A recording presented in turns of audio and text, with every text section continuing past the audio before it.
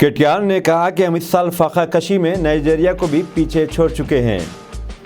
116 ममालिक में हमारा नंबर 101 है, जबकि वज़ीर आज़म मुल्क की तरक्की की बात कर रहे हैं, बल्कि हिंदुस्तान को सुपर पावर भी साबित करने की कोशिश कर रहे हैं।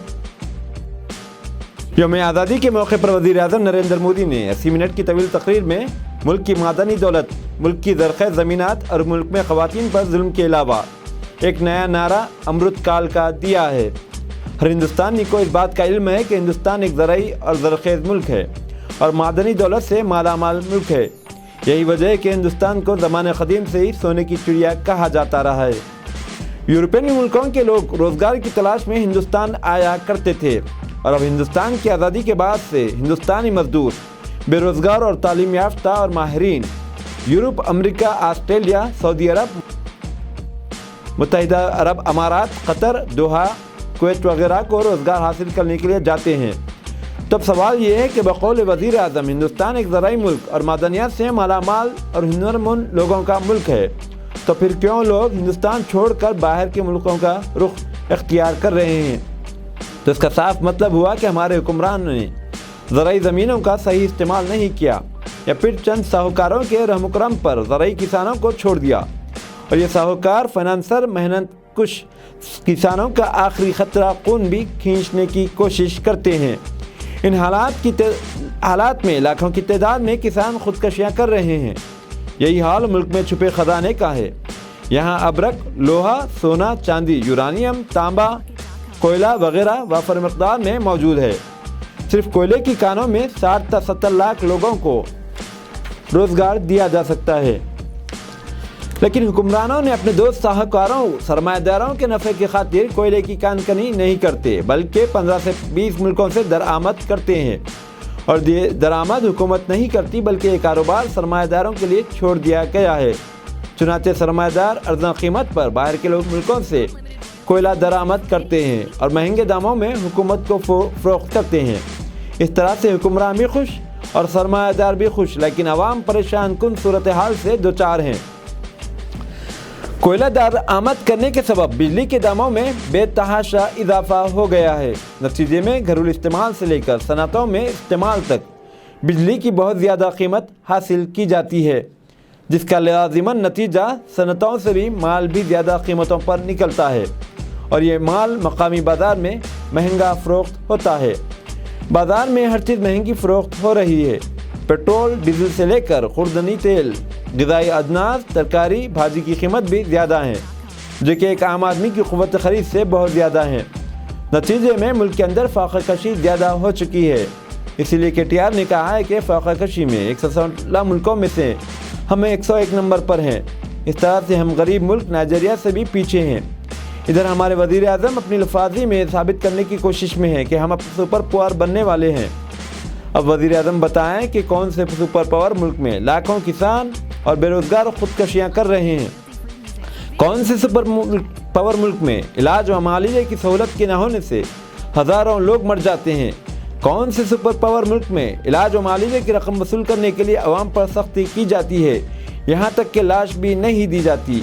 सुपर पावर मुल्कों में किसी ने कारपोरेट हॉस्पिटल में इलाज करवा लिया और अगर उसके पास पैसे ना हो तो बिल्कुल फ़िक्रमंद और खफज़दा नहीं होता, बल्कि साफ साफ कह देता है कि मेरे पास रकम नहीं है, तो अस्पताल वाले इसका बिल खैराती इदारों को भेज देते हैं, जहाँ से दवाखानों का बिल अदा हो जाता है। ये है इनकी इंसानियत और हमारे पास तो इलाज को भी रोक ली जाती है। हिंदुस्तान में पैदा होने वाले 36% बच्चे ग़िज़ाई क़िल्लत का शिकार हैं। अब ऐसे में ये बच्चे आगे चलकर क्या बन सकते हैं? मौजूदा हुक्मरानों ने कर्जा हासिल करने का एक रिकॉर्ड कायम कर दिया है। हिंदुस्तान की आज़ादी के बाद 68 साल में 14 वज़ीर आज़म ने 56 लाख करोड़ का कर्जा हासिल किया था, जबकि बीजेपी के हुक्मरानों ने 7 साल के दौर में 80 लाख करोड़ का कर्जा हासिल किया है। नतीजे में हुकूमत कौमी आमदनी का 37% तो सूद की अदायगी में दे देती है, जबकि असल अभी बाकी होता है। कंप्यूटर जनरल ऑडिटर CGA ने मरकज़ी हुकूमत को मशवरा दिया था कि अपनी GDP का 40% कर्ज न लिया जाए, जबकि मोदी हुकूमत ने पहले ही से अपनी GDP का 54% कर्ज हासिल कर लिया है। CGA نے حکومت کو خبردار کیا ہے کہ اگر حالات یوں ہی رہے تو ملک کی معیشت تباہ ہو جانے کا خطرہ لاحق ہے، یعنی ملک بھی دوسرا سری لنکا بن سکتا ہے۔ اور پھر وزیر اعظم عوام کو خواب دکھا رہے ہیں کہ ہم سپر پاور بننے کی جانے کی راہ پر گامزن ہے۔ اس حکومت نے جو قرض لیے ہیں نہ اس سے ملک میں آبپاشی کی سہولیات اور ذخیرہ آب تیار کرنے کے لیے یا پھر عوامی فلاح بہبود کے لیے نہیں لیے، بلکہ اپنے بہی خاص سرمایہ داروں کے قرض معاف کرنے کے لیے لیے ہیں۔ آج حکومت $1000 بلین سے زائد کی مقروض ہے، جبکہ اس کے خزانے میں $600 بلین ہیں، تو اس کا مطلب ہے کہ ہم اب بھی $400 بلین خسارے میں ہیں۔ حالانکہ ہمارے حکمرانوں نے روس سے پیٹرول خرید کر ہندوستانی عوام کو دگنے دام پر فروخت کیا۔ اس طرح سے انہوں نے $600 بلین جمع کر رکھے ہیں، جبکہ اس کا فائدہ اپنے سرمایہ دار دوستوں کے 10 لاکھ کروڑ معاف کر کے پہنچایا ہے۔ اور غریب کے لیے بجلی کی فراہمی میں رعایت، راشن کی فراہمی میں رعایت، یا پھر بازار میں خرد نوش کی اشیاء کو ارزاں کرنے میں، اور پھر بے روزگاروں کو روزگار فراہم کرنے میں، اور کسانوں کو قرض سے نجات دلانے میں خرچ کرنے کو فریبی کلچر کہتے ہیں۔ غریبوں کا مذاق اڑا رہی ہے۔ یہی نہیں، غریبوں کو مفت علاج، مفت تعلیم جیسی اسکیم کی بھی مخالفت کر رہی ہے، جبکہ سپر پاور ملکوں میں غریبوں کا مفت علاج اور مفت تعلیم دی جاتی ہے، بلکہ بے روزگاری الاؤنس بھی ملتا ہے۔ ہمارے پاس اس کا کوئی تصور نہیں ہے، تو پھر ہم ملک کو سپر پاور بنانے کا خواب کیسے دیکھ سکتے ہیں؟ سرحدوں کی حالت بھی کچھ ٹھیک نہیں۔ یہی وزیر اعظم سابق کانگریس حکومت کو چین کے بارے میں کہتے تھے کہ چین کو لال آنکھیں کیوں نہیں دکھائیں۔ اسی لیے چیف منسٹر تلنگانہ نے وزیر اعظم سے دریافت کیا، کیا ہوا آپ کے لال آنکھوں کا؟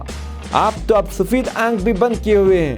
حقیقت کی دنیا میں آئیں اور عوام کو خیالی دنیا میں بھٹکنے کے لیے نہ چھوڑیں، اور اپنی پرفریب دنیا کو درست ثابت کرنے کے لیے ملک کے اندر نفرتوں کا بازار گرم نہ کریں، اور اپنے چیلوں سے بھی کہیں کہ وہ نعرے بازی نہ کریں بلکہ سچائی کی طرف آئیں، کیونکہ ان چیلوں نے کہنا شروع کیا ہے کہ ہندو سے پنگا نہ لینا۔ سب سے پہلے تو سوال یہ ہے کہ ہندو سے کس نے پنگا لیا ہے، جبکہ حکومتی مشنری خود ملک کے کمزور طبقات اور اقلیتوں کو دعوت دے رہی ہے کہ دم ہے تو ہم سے پنگا لو۔ ہو سکتا ہے کسی دن حکمرانوں کی یہ خواہش بھی پوری ہو جائے۔